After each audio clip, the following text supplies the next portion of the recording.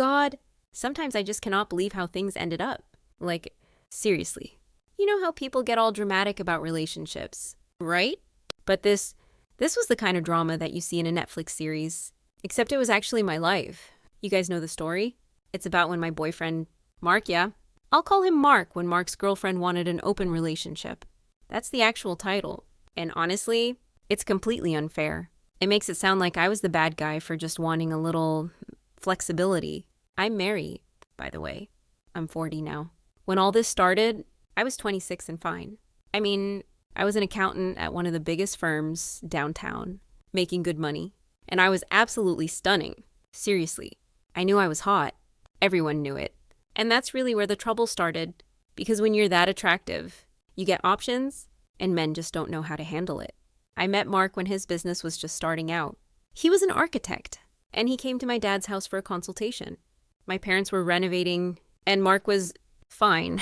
He wasn't the best looking guy, but he was respectable, stable, and I loved the idea of an architect who was actually building his own firm. I walked into the meeting, and I swear, I could feel his eyes on me. It was that whole cliche thing, but it worked. I kept catching his eye, and I'd just smile shyly and look away. It felt powerful. You know, like, yeah, I'm the prize in the room. After the meeting, I grabbed his personal number from my dad's desk, don't judge. I knew what I was doing. He was expecting my dad to call about the project. So when I called him after hours, I just played it cool. He didn't recognize my voice at first, but once I told him who I was, he was all over it. Totally predictable. We talked for hours that night, and it was so easy. He was a good listener, and he was sweet. He told me all about his past, even about being in prison for a little while. And this girl, Becky, who apparently messed him up in high school. It was a lot, but I kept the surface polite. You know, internally, I was thinking, God, another man with baggage, but outwardly, I was the supportive, caring, listening ear. That's how you get them hooked. We went on a date a few months later, and it was amazing. I mean, he wined and dined me, and we just clicked. He was so complimentary, and the romance was just textbook perfect. I was making more money than him at the time, but I didn't care. That didn't matter as much as his potential and his dedication. He was all about loyalty and exclusivity, which, fine, I could deal with that. I mean, it's a nice idea, right? Like a safety net, after a year of being glued to each other. I did the generous thing and asked him to move into my place. It was bigger, and the location was way better than his cramped apartment. I know. Every self-help guide on the planet says, don't let the man move into your place. But this was different. My place was gorgeous, and it made sense financially. My financial sense. Anyway, I'm an accountant, so I'm naturally good with money. And I realized pretty quickly that I needed to protect my assets. So I made a few ground rules. I told him that since I was providing the superior living arrangement, he needed to step up on the other stuff. Like, he'd cover all the bills, the groceries, all the dining out, and the holiday trips. My money. That was my security. That was for me, my savings, and for spoiling my friends. It was a fair trade, in my mind. He was essentially living in a luxury condo without paying rent, so covering the joint expenses was the least he could do. And for a while, it worked. He was still in the too nice guy phase, over-accommodating and avoiding conflict, but then when we'd have little spats, like when he left his socks on the floor again, I had my trump card. Emotional manipulation. No, it was just being honest.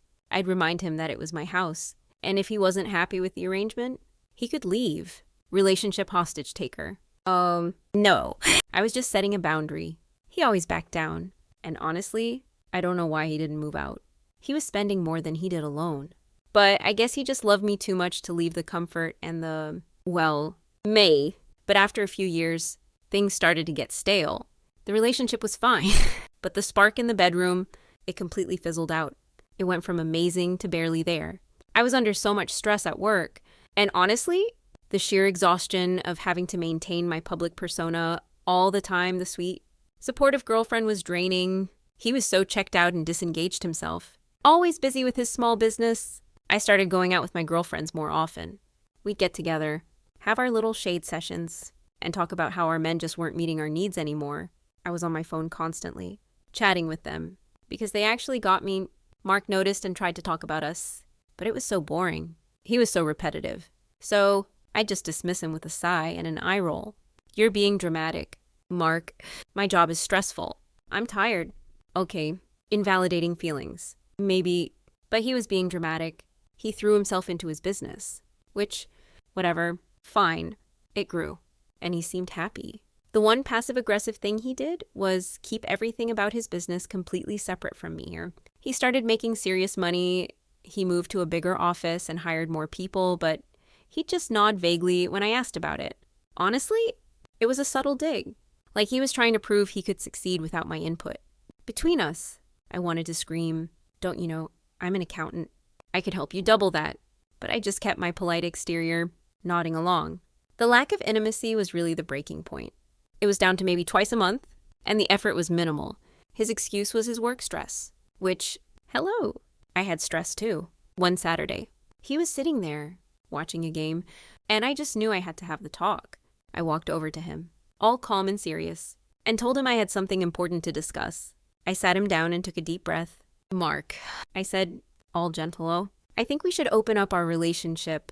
He looked at me like I'd just started speaking Martian. He actually asked me to repeat myself. Look, I loved him. I really did. He was the center of my comfortable, upper-middle-class universe. But my friends had all been telling me how an open relationship had completely revitalized their connections, how much they were enjoying them. And frankly, I was tired of coming up with excuses for why I needed a girls' night every other week. This is where the selective memory comes in. I know he'd always been clear that he was for monogamy. He was so scarred by that Becky situation, but things change. People grow. I just thought, okay, I don't want to lose him, so I'll just bring this up. He was silent for a long time, and I held my breath, thinking, don't leave me, don't leave me. And then he said, okay, I agreed to everything. We laid out the rules, which were mostly about being safe and not bringing anyone home. And I was so relieved. I felt this surge of freedom. He was still in that too nice guy mode, avoiding the conflict by simply capitulating. Not even 2 hours later, I was out the door. Seriously, I went to take a shower, changed into my hottest outfit, a real I'm available look, and told him I was starting my open relationship.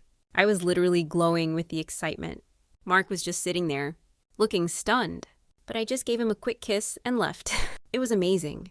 Every 2 days, I was out on a date, meeting new people, feeling desirable again. I wasn't cheating anymore. I was just following the rules we agreed on. But what did Mark do? He tried to get me back with dates, home-cooked dinners, and expensive gifts. It was sweet, but I was so over that I needed excitement. I needed validation that I was still that girl, the one that men tripped over themselves for. Effort minimizer. No, I was just teaching him that grand gestures weren't enough anymore.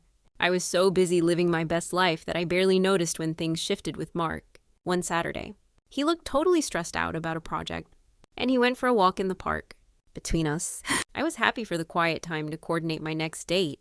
Then he started acting weird. He was always on his phone, laughing and talking to some girl. It was completely out of character for him. And honestly, it irritated me. He was supposed to be miserable and begging for me to close the relationship. One night, I was finally cooking dinner, a rare occurrence. I know, and I just had to ask him, who are you talking to? Mark. He just casually told me it was some girl he met at the park. An Asian girl named Lynn from Vietnam, who was in the States for her master's. And you know what? My first thought was, good. Now he'll understand why this is actually fun. I even told him I was happy for him, that he'd enjoy this open thing. I thought he'd just have some casual fun, like I was, but no, he was going for the full-on connection. He started spending all his free time with this Lynn, and he completely stopped all his efforts with me. No more dates, no more gifts, no more cooking. He was completely checked out. He was telling me about how she was so different. She cooked him Asian dishes, refused expensive gifts, and apparently the sex was incredible. He was subtly comparing her to me, and it was driving me insane. I tried to initiate something one night. I had to remind him what he was missing, but he actually refused me. I'm tired, he said, and went to bed. I lay there fuming. The whole point of the open relationship was so I could explore, not so he could replace me. Double standards. No, it's just that I could handle the casual fun without letting feelings get involved. But clearly, he couldn't. He was using his intimacy as a punishment now. That's when I snapped. I got up in the middle of the night, and I grabbed his phone. I know, privacy invader, but I had to know what was going on. And there it was. Messages, calls, dates. He was completely emotionally invested in this girl, Lynn. Jealousy wrapped as concern. You bet I was concerned. I was hysterical. I woke him up with a slap across his face. I was screaming, "You're cheating on me! You're having an affair." He sat up, looking completely calm, which only made me angrier. He said, "I have one relationship, Mary. While you've been sleeping with half the town." I was so mad I couldn't think straight. I just slept with those guys. I didn't invest any feelings. That's not cheating. Convenience apologist much? Yeah, but it made sense in my head. He was the one who had an emotional connection. That was the betrayal. I immediately told him we were closing the relationship. Right then, he just laughed. "You're crazy, Mary. There's no way I'm breaking it off with Lynn. You're the one who wanted an open relationship." He then did the absolute worst thing. While I was yelling, he grabbed my phone and opened it. He found the messages. And then he told me he knew I was cheating, true cheating, not just casual sex way before I even brought up the open relationship. He said I just wanted the open relationship so I wouldn't have to come up with excuses anymore. It was a vicious blow. And it was a total history rewriter on his part. He was trying to make it sound like I was the only problem. He just walked out, took his phone and his car keys, and he left to go to her. He didn't come back for 2 weeks. Those 2 weeks were hell. I tried calling, texting, everything. I used every tactic in my arsenal, tears and apologies, promises, the whole future faker routine. I knew he was with her, and I hated it.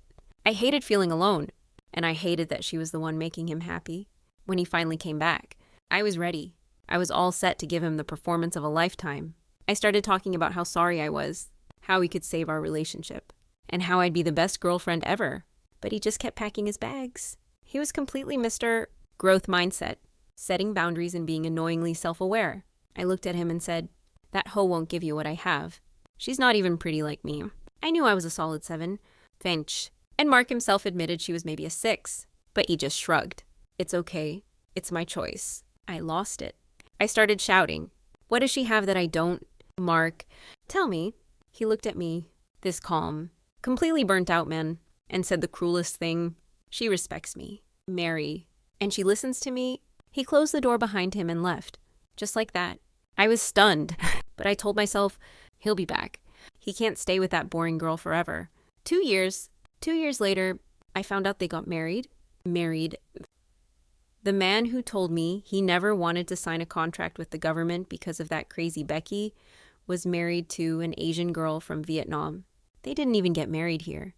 They did it in her home country. He even said it was because of that girl, Lynn, that he finally went against his own principles. It felt like a deliberate slap in the face. I just kept moving the goalposts. I told myself he was settling, that he'd be miserable, that he'd miss my fire. Meanwhile, my life just kept going. I kept dating, looking for that spark, that passion, but it always fizzled out. And I'd just move on to the next guy. I was looking for external validation everywhere because I couldn't find it in myself. I even started getting Botox to try and hold on to my looks. Because what else did I have? A few weeks ago, I ran into Mark, and honestly, I was glad I ran from him. He looked great. Not amazing, but happy. He told me he and Lynn had 3 beautiful girls and that they had sold his business and moved into farming. Vegetable farming. Like, seriously. But he was beaming. He even said they still get it in like rabbits. And I just wanted to puke. Then he asked about me. I tried to play it cool. But the truth is, it's been a disaster. I'm a single mother of 5. Not with Mark, obviously, but with 4 failed marriages. Yes, 4. I tried to make each one work. But they just couldn't handle the real me, the successful, independent woman I was. They always wanted me to be some submissive little homemaker. I asked him about Lynn, and he told me the truth, the one I'd been avoiding. They were happy, genuinely, authentically happy. And as I saw his face, I had that painful moment of clarity, that inescapable self-awareness. I realized I had used Mark as my own personal ATM and security blanket. And I had destroyed a good thing because I was too selfish to realize what I actually had. But even as I thought it, the thought quickly vanished. No, I thought, it's their fault for not appreciating me enough. He just looked at me. This man who had been the too nice guy, I had completely broken down, and he looked like a king. Meh. I'm alone, desperately trying to keep up appearances, and completely financially stretched, trying to support all these kids. I just smiled, politely, of course, and told him I was happy for him. But inside, I'm just waiting for the next one. Maybe the next one will finally give me the adoration I deserve. It's what I get for being so amazing. I guess it's just so hard to find a man who can handle it.